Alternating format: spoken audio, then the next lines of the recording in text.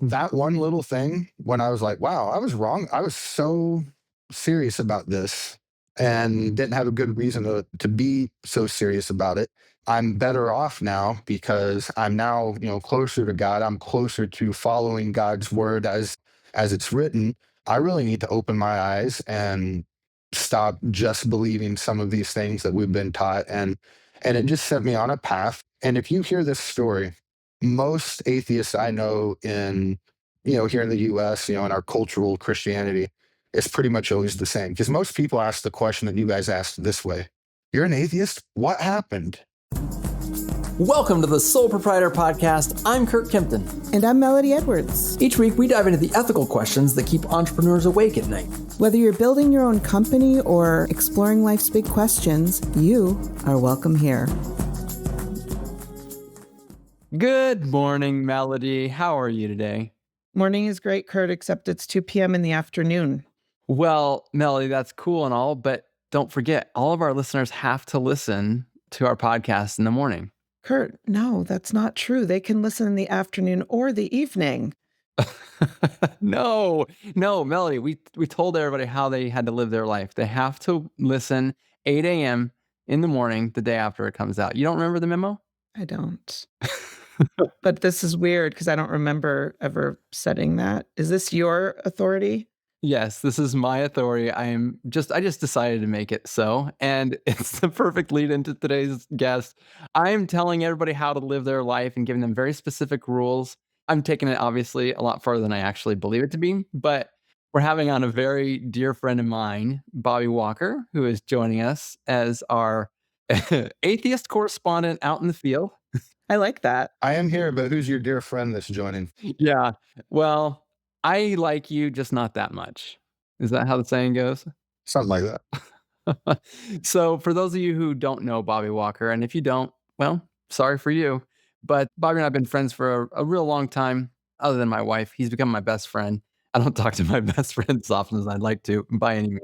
But that just tells you how far second place is behind Rachel. The point is, Bobby and I met as business owners. I make software. He has a cleaning company that uses my software. And we had all this different interactions throughout the beginning. And I wish I could tell you guys about every single one of them. But I want to just talk about one specific interaction that will really, in a nutshell, cover my relationship with Bobby. So we were at a conference. I believe it was in Myrtle Beach. It was a very rainy conference. And I'm wearing flip-flops at this conference. And we decided we want to go to dinner together.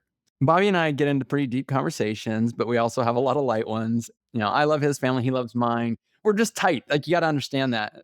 And so we're going out to go find a bite to eat, and it's drizzling a little bit. We walk out, and there's an alley we got to walk through. And this alley's pretty deep in water. Bobby, without really even thinking too much of it, is like, here, hop on my back.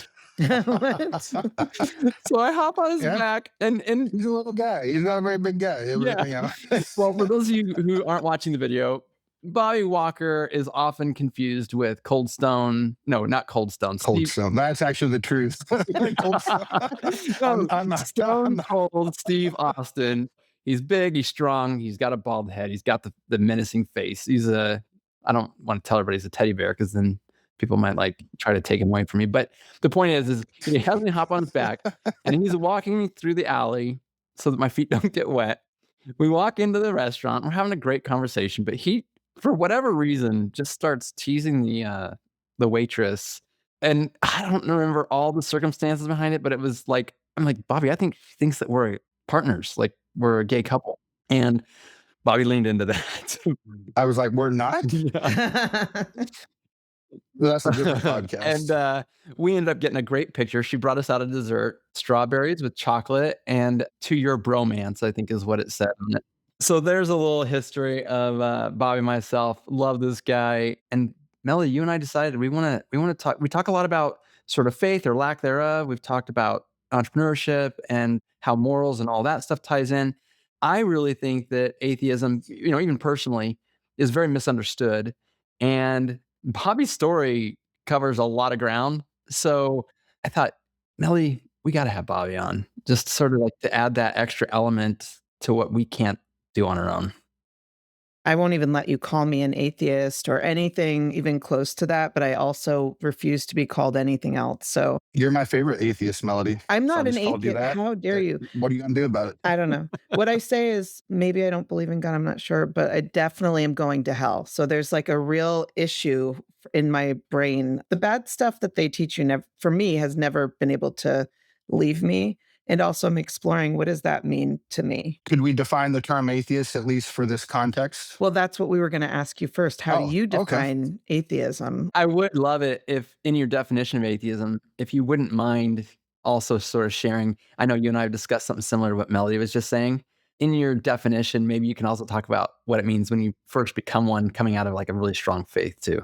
That's a different question, and we could probably spend damn near the whole podcast on that. Bobby, you're our atheist correspondent now, so there'll be more of this in the future. Okay, well, I'm down for that. I do, as you guys know, I used to have a podcast and a YouTube channel and stuff, and that's a past chapter, and it needs to be for me. And you never say never, but I've been looking forward to this because this is different than that. So I'm really looking forward to that, and I wouldn't even mind. I enjoy this conversation when it's with people that are able to have it without just turn it into ad hominem attacks. You're just an atheist because you want to do X, and I'm like, but I do less sinning than most Christians I know, but they're still Christians. I don't know what to tell you, and that's a joke. I mean, I know I do less than some and more than others, but let me answer the question twice, once in 5 seconds and once in a minute.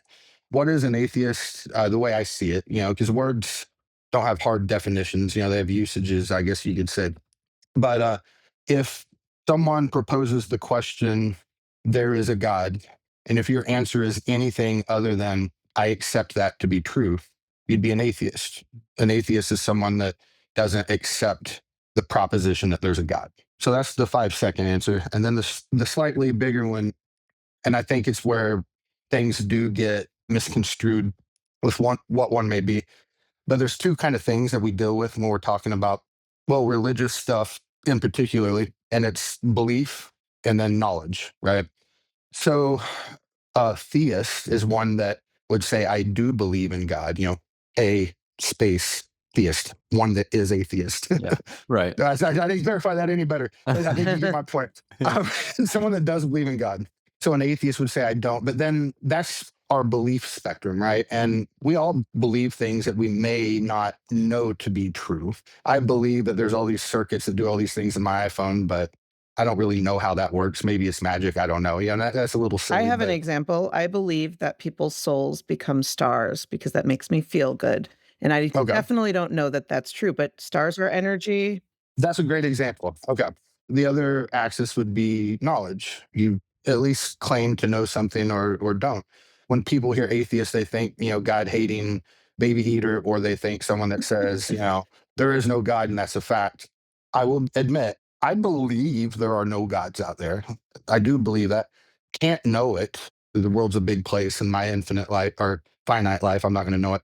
So on this two axis, we got belief and we have knowledge. So if I am an atheist, one without theism, I can either say I know there's no God, and that's now we're talking about Gnosticism, right? Knowledge.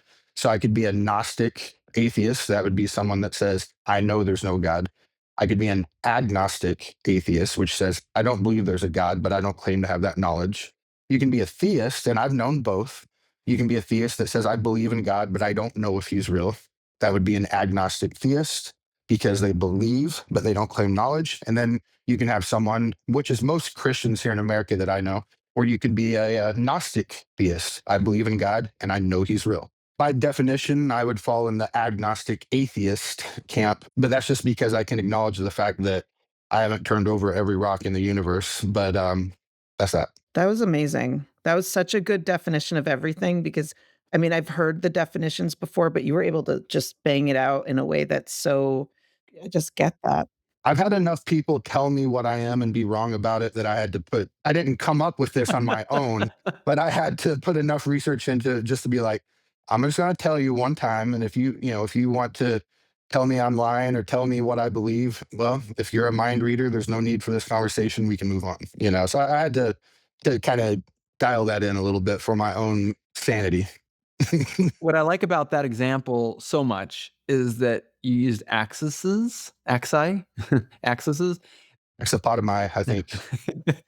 They have continuum on them. And so knowledge gets to the very end of that continuum where like I'm more sure that there's a God than not sure. And so I'm going to find myself somewhere on that axis moving towards knowledge, but not like there, I haven't arrived. Where I think there's other people who maybe use the term like, hey, it's better to believe and be wrong than it is to not believe and be wrong. That's a horrible argument. I'd love to I dissect that know. for the audience. Well, you and I knew I was going to hit a nerve there, but those people actually don't believe, or they're. I'm going to go ahead and fake believe. Maybe is one way of saying it. Go the other I'm going to direction. trick God. I'm Yeah. going to trick this God that requires me to genuinely love, honor, serve him. I'm just going to pretend I believe in him. So that way, if I die, he gets tricked and I get into heaven. It's a silly argument, in my It opinion. is. Well, when you say it like that, yeah. Now that we kind of know what atheist means to you, Mel, I'm going to let you ask the question because we could have the rest of the podcast on this. I know. What the question would be is, do you believe in anything anymore? What do you believe in would be a better question. I probably believe in everything you do except for a God, more than likely. If I told you, hey, I don't believe that people in the stock market are actually investing money in things and this, I don't believe that's happening. I believe that the Illuminati is just doing some weird stuff and blah, blah, blah. You know, like I don't believe that the stock market's legit, right? I don't believe it really exists. If someone said to me, well, what do you believe in? I'm like, everything else. That's a great point, but I think the reason why why I'm asking that question has not been said to the audience, which is you were a believer before. Yes. And that is why that comes up. For any believer, like talk a little bit about your background so that people can have that context. I know what you mean when you ask that question. I know you Melody. know. I'm trying to ham it up for the audience a little bit, but I used to use that question myself, and it was 20% genuine curiosity and 80% insult, back when I was a believer. I remember a church I used to attend, we would have like some, you could call it Sunday school. It wasn't that, but, some discussion, reading group things. And they were talking about how the atheist group there in Tulsa met at this coffee house over there. And, they'd meet some friends with them and, the pastor had. So they were just talking about that. And one of them kind of spoke up and says, well, if they're atheists, like, what are they actually even talking about? Which I chuckled myself back then. And I'm like, durger, which the funny thing is the pastor, who was pretty respectful, responded and said, I asked him the same question, and he said usually half of their meetings are reading death threats that are sent to them by theists. I was like, that was a good one, But to kind of dig into this question. So first off, I was a believer, a Christian, a Protestant would probably be the best, broad brush to use, or an evangelical, even better, here in the U.S. Well, were you born again? Were you born again, or did you grow up like this? I would say I was convinced I was. I grew up culturally in Christianity just because you're from Oklahoma. So even if you're at grandma's kegger on the weekend, we're still thanking God for everything and so on and so forth. I had a lot of experience with church in general.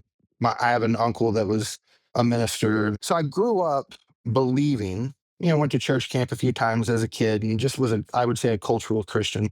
And when I was in high school, pretty positive, it was my junior year in high school, there was this girl I liked. So her and I started going out, which we didn't go anywhere. That's just what you called it. But back in the day, but we were going out and she got invited to church. So I went to church with her and she and I ended up breaking up and I ended up marrying Jesus. Right. So that was kind of my thing back then. And, it was very, at least by my standards and my definitions, very devout. I do tend to be an obsessive type of person. And when that same church I was telling you about with the atheist store, one time we were having a conversation about the three main Jewish sects that existed during like Jesus's time.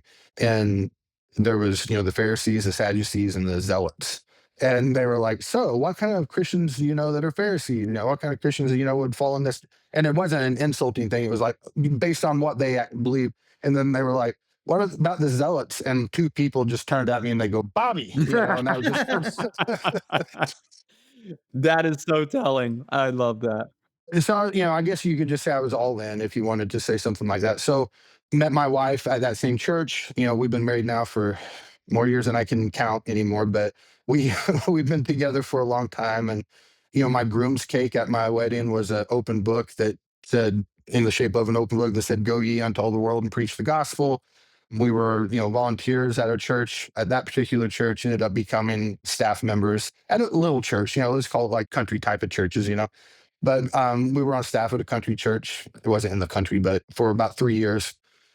And my deconversion, and we might get back to this, we'll put a pin in it, but my deconversion kind of started, as a result of my experience in the ministry. And can I ask a question about your background though too? Because you were talking about how you would consider maybe it was more evangelical. So was this like a charismatic church where the music is? For the listeners, Assemblies of God, if anyone knows I what was in that an is. Assembly of God growing Oh, up as then well. you know exactly that's Well, I it. went even deeper with my family after that. I was the kid of the parents, so we were in a cult church at one point for 4 years. The reason I asked that is because I go to, sometimes I'll go to the congregational church in my town, which is very light, and whoever you are on whatever journey you're on, you're welcome here. It's very meditative, I would say, and I'm more like, if I wanna feel a spirit, I have to go to, like, a Black gospel church, or and I used to feel something, a lot of times music, but like in an evangelical church. It's all about feeling almost. Well, there are 2 questions. What do you believe in now? Like, for instance, I believe in nature. Like, nature makes me feel, what makes you feel something now, the way that you used to feel about God? In that context of us asking the question, I would say I don't. I think when I die, it'll be just like before I was born. Now, the next question I tend to get from the people that I don't enjoy having these conversations with as much, but oh, and you get peace in that? No, I don't get peace with that at all. I mean, it is what it is. The idea of the lights going out, you won't know. So I guess there's kind of peace in that sense. You don't choose what you believe in, you believe what you're convinced of. Back to like Pascal's wager that we kind of brought up earlier about, it's better to at least, believe in case you're wrong. It's like, well, but that doesn't work. I can't come to God with a pure heart because I don't believe he's there. So I would say the answer that a lot of people would be looking for would be nothing. I don't believe in anything in the religious or spiritual context. I guess the feeling that you used to experience when you were feeling the spirit. Oh, that's easy. Coldplay concerts. Yeah, and I'm not even kidding. But that's an easy question for you, is just but only Coldplay concerts alone? Well, no, I mean that's just I don't get I haven't It's weird that you I always start wish praying to I love Coldplay. Coldplay, but gosh, here's some bucket list stuff. I want to do a lot of concerts because I'm concert starved. I've been to one non-Christian concert my entire life, and it was Coldplay. I had the privilege. My son, we bought him tickets for Christmas for him and a buddy, and he ended up taking me, and it was just an amazing experience. It was this outdoor stadium concert, and I remember, at it, I'm like, wow, this feels really awesome. Like you're in here with all these people and the community and the lights and the this and the music. And Coldplay is actually kind of like modernish church kind of music anyway, with all the reverbs and the syncopation with the guitars and stuff. Well, I guess the reason I bring that up is because that is accurate. Now, I don't go to concerts to get that vibe, but to answer your question, I get that whenever I have those experiences. And what's funny is if you listen to a lot of people that, have deconverted, they say the same thing. They're like, I get the same thing out of just getting together with other people and having similar types of expressions. And most of the time it's music. Yeah. I would just add that I think a lot of, well, my religious society that I have experience with, if someone said, I have a spiritual experience when I'm out on the lake on Sunday instead of coming to church with my family and we're out on the water and it's just us, I don't think anyone would admit to it outside of church. But in church, if you said, well, so and so doesn't come to church because they get a spiritual experience when they're out on the water with their family, there would be, I promise you, and I think it'd be any congregation, but there would be a little bit of like tongue in cheek, like, oh, they're replacing the spirit with something. Yeah. And I would have too. I would have been I condemn the hell out of people, that didn't go to church Sunday morning, Sunday night, Wednesday night, and Tuesday night prayer meetings, which isn't the point. Your point's not church attendance, but I would have been one of those people. Because if you're lukewarm, I'm going to spit you out of my mouth. Yeah, that's the scripture right there. And a lot of us who are religious, we will automatically count someone else's experience as counterfeit if it doesn't line up with exactly what we A, have experienced, or even scarier, B, think we should be experiencing. And I can tell you that through my crisis of faith, this was a really important key component where we as members of X religion or have X spirituality automatically discount everyone else's experience or spirituality based on whatever notion we've built up. And so I think this is just a really important key point. Mm. Do you feel like you were tricked by religion? I'm going to give you two answers, yes and no. Oh, that was helpful. What about maybe? But here's the differentiator. It depends on when you asked me.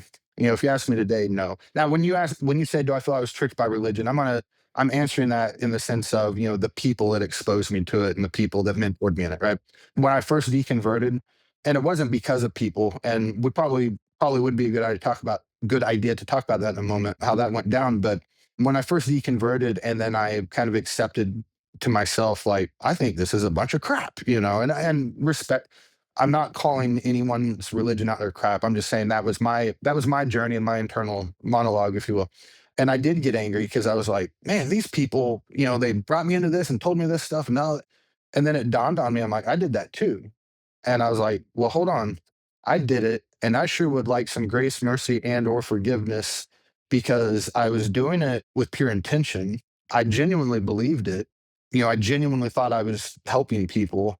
So, once I had the self-awareness of that, there was some like bitterness or, resentment that was there for a while. And that helped me get over it. And maybe it would have been there no matter what. Cause just sometimes when you go through something, that can happen, even if it's not fair or logical, it just might be emotional, So I was, but I'm not.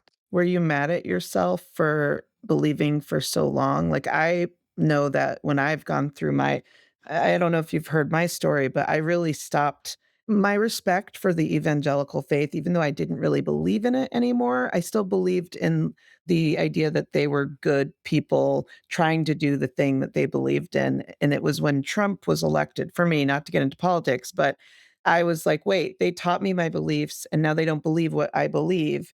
Yeah, but Obama said, no, I'm just kidding. Keep going.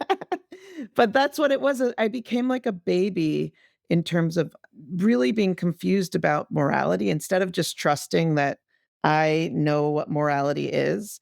I get angry at myself, for not like thinking harder on it, even though I've thought about this too much over the years. So how did you feel as you like about yourself? Were you just relieved? Because I don't feel good about where I'm at right now. I love talking about it though. This is a non-black and white question, right? Because there's a little bit of some things in there, but I don't feel I was tricked. I will say this. I know how they feel about people like me because I used to be in the club and I know what's said about atheists. I used to say it myself. It's not a brotherly love thing. And I'm not just talking about a church that, I've attended, but that's been my anecdotal experience in life. I can't deny the fact that I've got some guard up because even with family, even what's said at Christmas, if I'm not there, I know what's said, right? And I would say all of these things that I'm discussing, I'm in a pretty good place with them today. I deconverted when I was the process started at around probably age 28 for me, and I'm 47 now.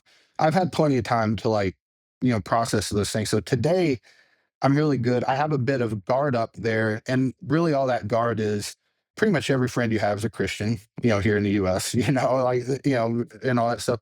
I don't have anything against Christianity or anything like that, but I am aware of the stigma of the atheist label. So am I bitter or anything like that? No. Do I think they're good people? Absolutely. Do you feel bad about your past self for having Stayed so long, actually. Yeah. Maybe I did at one point. I couldn't tell you I remember that, but like that just doesn't seem like it would be crazy for me to have been like, oh, you stupid idiot. But I don't feel that way. I don't really remember feeling that way before, but I can speak for myself today. It's kind of like if I love tattoos. If I had a bad tattoo, I've got a couple that aren't all that great. They're still awesome because they're a chapter marker in a journey, right? I wasn't out. I may have hurt some people psychologically, or whatever with some bad teaching or what have you, but I wasn't out hurting people deliberately for sure. I know I did some good, during those things, and I had a lot of good times, and met a lot of great people. So I absolutely don't feel bad about those things. Now I don't have a lot of relationships that I had from back then, but the ones I do, I'm very grateful for, and that's that. So, one of the things I've experienced is having had that background of being in the evangelical faith, knowing too much because I lived it and I really tried hard to believe it and did all the youth group stuff and everything. And then being where I'm at now, I have a lot of relationships that are very, very liberal and a lot of atheist friends or agnostic friends. And then I have very, very conservative evangelical Christian friends. And I feel like I'm trying to always ride a line with that. So I try to be open to everybody and accepting. And I also know what I believe or don't believe. And it's hard sometimes. Like, how do you manage? It can be. That's actually bigger than a religious question for me. I've dealt with a lot of negative mental health issues over the last 5 years. The last, up until just a handful of months ago, and the 2.5 years leading up to it, were just the last 2.5 years of my life. Just period. Nothing else to add to that. Very hopeless, very, very full of shame, regret. Now, in all of that, we're not going to dig into those things today, but in all of that, I just had to do a lot of work on myself. One bit of self awareness I gained for me was I really just didn't have much of a foundation for self worth. That's probably the best. Yeah, just for self worth. And it's actually one of the reasons I don't do the podcast and the YouTube thing anymore, because it was like a drug. Because when you don't have like self worth, and then even though it's a small pond, if you're a big fish in it, and you get admiration and pats on the backs and all this stuff, and even likes on a post or something can trigger some dopamine that makes you feel good about yourself. During these struggles, I realized that that wasn't good for me, and what it brought me to was essentially just doing, you could call it some shadow work if people have been going through that stuff, but just working on myself and who I am, addressing things from my childhood I had to deal with, things I had to push through that kept me as a child even into my 40s, and immature as a child. I'm not trying to be cute or anything in my favor there.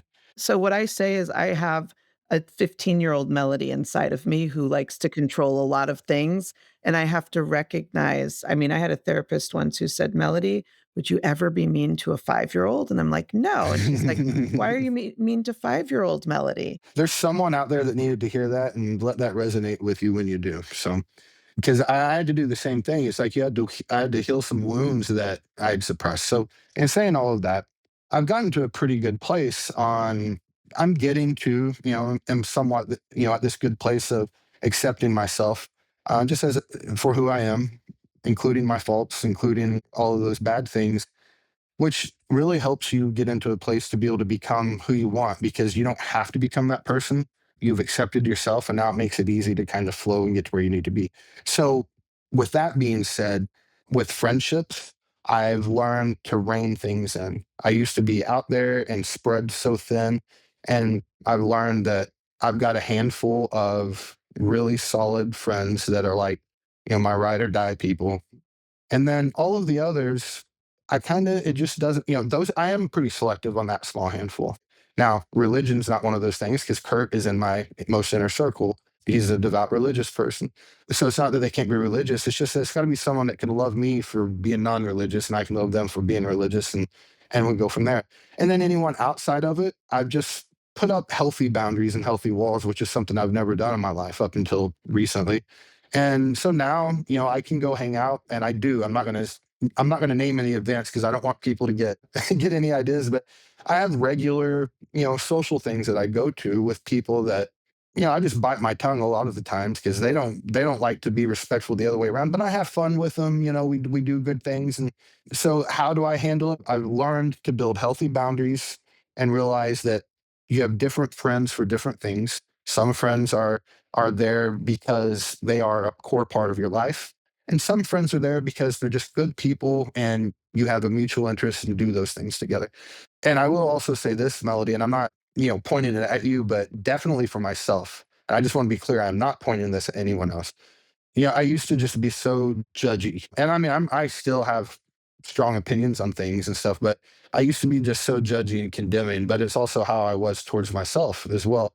And learning to be kinder to yourself, learning to appreciate a little bit of grace or a lot of grace, to appreciate forgiveness, when I was able to do it for me, I was able to do it for others. That's a great point because as I've done a lot of work myself as well, having compassion for myself, I used to be very hard on myself. And one of my mentors, one time I was 6 months, she'd been coaching me and she was so nice to me. And she coached so many other guys who were like, she's such a hard ass. She's always on me. I'm like, why don't you like me enough to be mean to me? She was like, oh no, I don't have to be hard on you. You're already hard enough on yourself. And it never occurred to me like how anybody else wouldn't be exactly like that. It just shifted a lot for me. And it's something I don't know about you, Melody. I'm curious, but for me, it was something, I learned that as a child. I learned my value was being able to, be sacrificed, and my worth was that of if you do good, you get the pat on the head, and if you don't, you get the kick in the ass type of thing, 100%, yes. And I was made to be a missionary in the world. Like I was given on the altar to be a missionary. And I've kind of led my life a lot of times in service to others, not thinking of me. And when I do think of me, it's selfish. So having to reset a lot of things that get very confusing because of the way the world is right now, too much information. From the religious background, one of the things that's said often is to find yourself, you lose it. That sort of like self-sacrificial is where all the love is. I think that a lot of us found our meaning in not finding ourselves necessarily because it felt like it was vain. You were taught it was bad. Yeah, literally. So Bobby, a lot of people believe that atheism is a carte blanche check to just go ahead and give up on morals. I think that a lot of people at church are being physically taught that if you don't have this, you're free to do whatever you want. And what kind of life is that? So maybe you could talk to us a little bit about where your morals come from once you're outside of the religious construct. Here's the thing. I do get to do all the bad things that I want to do. I've raped just as many people as I want to rape. I've killed just as many people I want to kill. And I've robbed just as many people as I want to rob. And all of those numbers are zero. And I've done it without divine command theory. I couldn't win a debate on morals, but mine generally work pretty well in the world that we live in. So, Bobby, one of the things that I think a lot of our listeners may be either wrong about in their own head, or maybe they've been taught it and they're not sure about it. But it's a very confusing thing, I think, for people who find their purpose in an eternal, God centered construct, whether it's a spiritual or religious construct. I think people find that atheism is maybe the easy way out, or it's a way for someone to sort of give themselves this ability to just live their life with no care whatsoever, and that there can't be any happiness in that. But I know from your story we've already talked about how deeply religious you were and how embedded you were in the whole, I'll say construct one more time, but really it was like the framework that was around people socially. Can I add one thing to what Curt said? There's a whole Christian song about it. It says, it's harder to believe than not to. And like a lot of people's faith is built on the idea that they are doing something hard by believing and holding on to faith. And the world is not made for them. And they just have to get to heaven kind of thing. I don't know if that's true or not, but I can tell you this. My deconstruction process was very long. It was over the course of 2 years. And it was mostly 2 years of scratching, fighting, and clawing to hold on to my faith. That may prove that comment right. It may not. I really don't care. It's not a contest. But how did it happen for me? It started, and I'm going to kid you not, it started with the cancellation of Sunday night services at a church I went to. I was very devout, not just to my religion, but also to my denomination, because they told me this is the right way, and I was convinced that they were accurate, right? So I'm on staff at this church, and my pastor says that, hey, we're going to cancel Sunday night services. It was just me and him, and I wasn't the senior pastor of the church. It was just me and him in his office. And I pushed back, and I'm like, Pastor, we can't do that. That's not, right. And he's like, well, why not? And that was the answer I gave him, was just dead air, because I was like, well, I don't have a biblical foundation for Sunday morning, Sunday night, Wednesday night. Really, I accepted those things for just being how we do it, and then applied my total commitment to this thing that I accepted as the case. And he gave me a little history lesson, showed me a couple of passages of scripture, and I was like, yeah, you're right. That's true. I wasn't gonna fight trying to hold on to my dogma because I wanted the truth of the Bible. And that one little thing, when I was like, wow, I was wrong. I was so serious about this and didn't have a good reason to be so serious about it. I'm better off now because I'm now, closer to God. I'm closer to following God's word as it's written. I really need to open my eyes and stop just believing some of these things that we've been taught. And it just set me on a path. And if you hear this story, most atheists I know in, here in the US, in our cultural Christianity, it's pretty much always the same. Because most people ask the question that you guys asked this way: you're an atheist? What happened?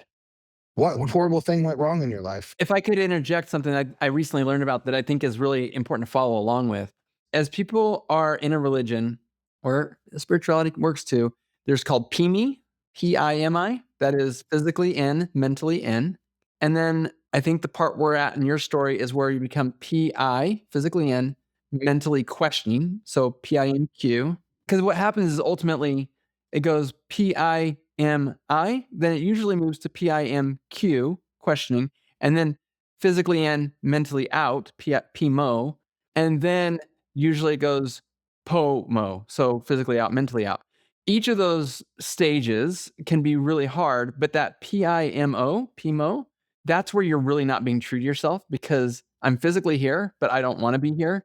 I think I skipped that one altogether, to be honest with you. And that doesn't surprise me because of your personality, like just always want to be really transparent and true to who you are. But there's also another scenario where you are physically out but mentally in, and that's a crazy situation to be in, but it happens. My point is that I'm sort of following along to where like you grab a thread on something and you go, "Huh, I'm going to dive deeper in that. What's going on here?" And typically a religious context, and I want to dive into this part with you. A religious context will typically say, only look at the information that we give you. If you're going to be searching for God, you have to do it with the materials we've given you, and anything else is given of by the devil, which is ironic because when you're trying to bring people in, you're asking them to stop looking at the things that they're looking at and ask them to only look at the things that you have, which is, of course, something that you're not willing to do yourself. And a lot of it comes from that sort of PME thinking is that I'm physically in, I'm mentally in, and I don't need to know what Muslims believe. I don't need to know what a Sikh believes because that would only grate on what I already know, which is a really horrible way to build your faith. But yet it's sort of the foundation of I think where a lot of us are on. So I was just wondering if that how any of that might play into your like struggle coming out. Well, here was the struggle. Like, I started on this path of like, I just want to be a more pure Christian. And I realized I needed to challenge the things I believed because I realized I had believed some stuff for the wrong reasons, a la church attendance, right? So there was a time where I struggled wanting to believe in God, realizing that I didn't, but couldn't even admit it to myself. But I wasn't like involved at the church at that point. I was at that point, I was kind of okay with like just figuring, this stuff out. And I'm going to kind of rush at this point. We got like 5 minutes here, but the bottom line is I realized, truth fears no test. I realized that I had believed some things for bad reasons, and I wanted to authentically approach my religious journey, if you will, with the willingness to be wrong and course correct when I'm shown that I was wrong. Now, here's the other podcast.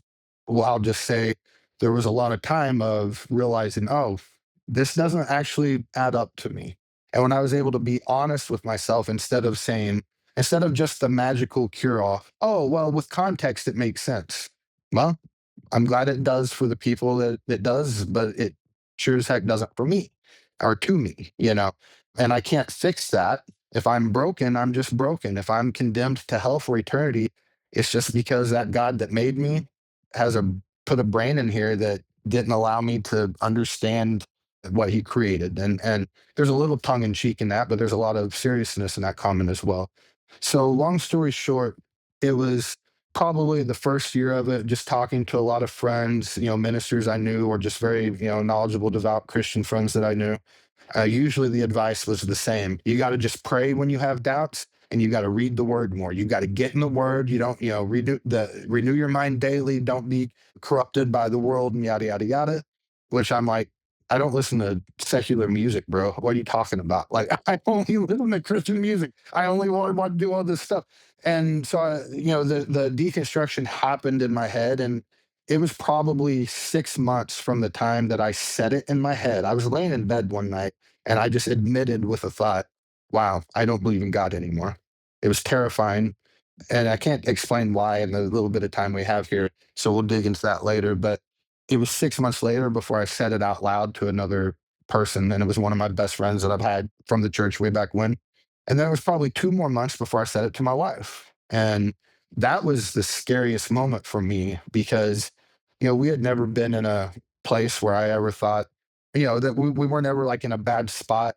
The divorce word was just not really something on the radar. We were very in love and committed. And I thought, wow, I'm about to change everything. My groom's gate was go ye into all the world and preach the gospel. This is so aligned with Kurt's story with Rachel when he was going through. He talked about the same thing. Yeah, well, it was terrifying. And I was on the road one day. I can wrap this up in 90 seconds here. I was on the road. I had to take about a 90-minute trip from the company I was working for, and I was the boss. So I was able to let Melissa just ride with me, and I went and picked her up, and she just rode with me.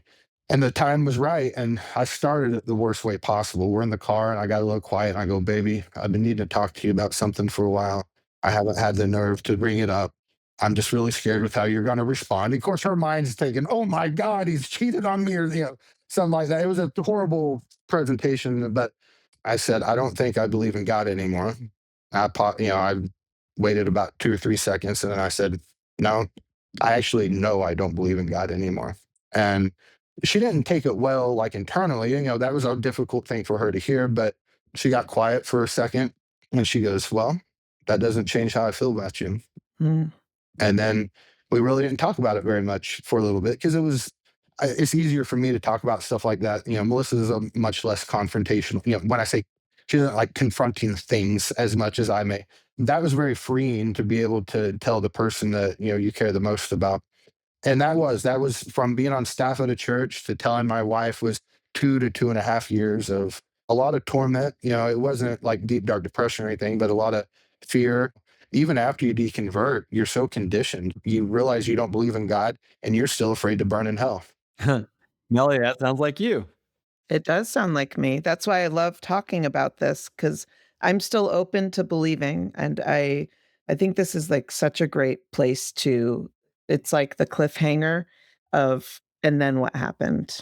Yeah, because I think the next part of the story, and we do need to wrap it up today, but I think that the next part of the story is going to be very telling for people who either are in faith crisis or couldn't understand someone who is in faith crisis.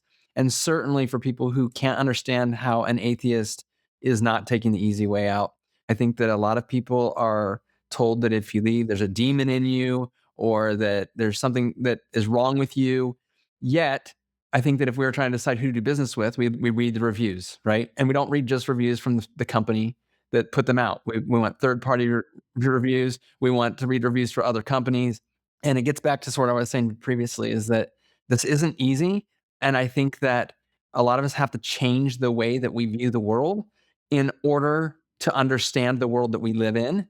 And in Bobby's case, I think where it's fascinating is that, as you guys are already telling from this story that we need to dig more into, when he gets out of the car with Melissa, his world changes, and I think we all are dying to know how Yeah. things went there. Thank you so much for this part one, Bobby. It was so fun to. I know who says fun about this topic, but we do. Yeah.